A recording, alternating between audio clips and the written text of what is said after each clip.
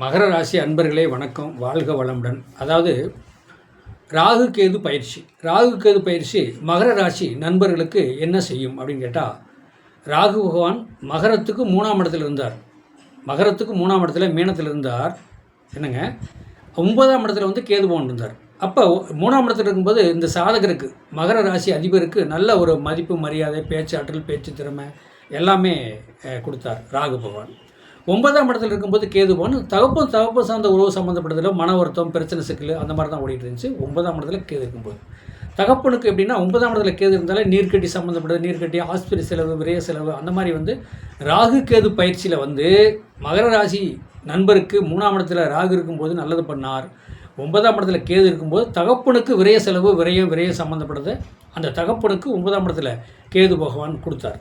ஆனால் இப்போ என்ன சொல்லுது அப்படின்னாட்டா, அப்போ ராகு பகவான் வந்து ராகு பயிற்சி ஆயிடுச்சு. ராகு கேது பயிற்சி ஆன பின்னாடி ராகு பகவான் 2ஆம் இடத்துல வந்துட்டார், கேது பகவான் 8ஆம் இடத்துக்கு வந்துட்டார். ராகு பகவான் 2ஆம் இடத்துல வரும்போது பேச்சாற்றல், பேச்சு திறமை, நம்ம ஒரு ஃபங்க்ஷனுக்கே போனோம்னால பார்த்து பேசணும். மற்றவங்க வந்துருக்குறாங்கன்னா அவங்க என்ன பேசுகிறாங்களோ அதுக்கு தெரிந்த மாதிரி அதுக்கு அவங்க என்ன பேசுகிறாங்களோ அதை எடுத்து அதுக்கப்புறம் நம்ம அப்ளை பண்ணி நம்ம அதை செய்யணும். அதை விட்டுட்டு 3ஆம் இடத்துல ராகு இருக்கும்போது நல்லா பேசுனீங்க, உங்களுக்கு மதிப்பு மரியாதை வந்துச்சு. இப்போ 2ஆம் இடத்துல ராகு வந்துருக்குது, நீங்கள் அப்படியே பேசுன மாதிரி பேசுனீங்கன்னா நீங்கள் லாக் ஆகிடுவீங்க, உங்களை லாக் பண்ணிடுவாங்க. அப்போ 2ஆம் இடத்துல இருக்கும்போது பார்த்து சூதானம் பேசிக்கணும்.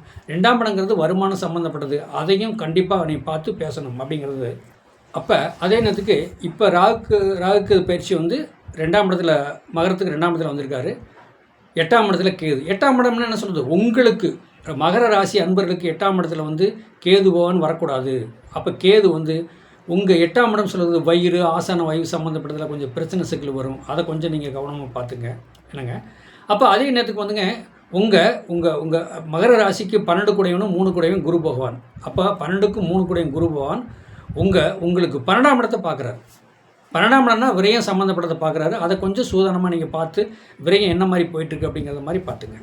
அப்புறம் மகர ராசிக்கு 2ஆம் இடத்துல ராகு இருக்குது. ராகு 2ஆம் இடத்தை பார்க்குறாரு. அந்த ரெண்டாம் பார்வையாக உங்களுக்கு மகர ராசிக்கு 2ஆம் பார்வையாக கும்பத்தை பார்க்குறாரு. அங்கே ராகு இருக்குது. ராகு பகவான் உங்களுக்கு இனிமேல் நல்லதே செய்வார்.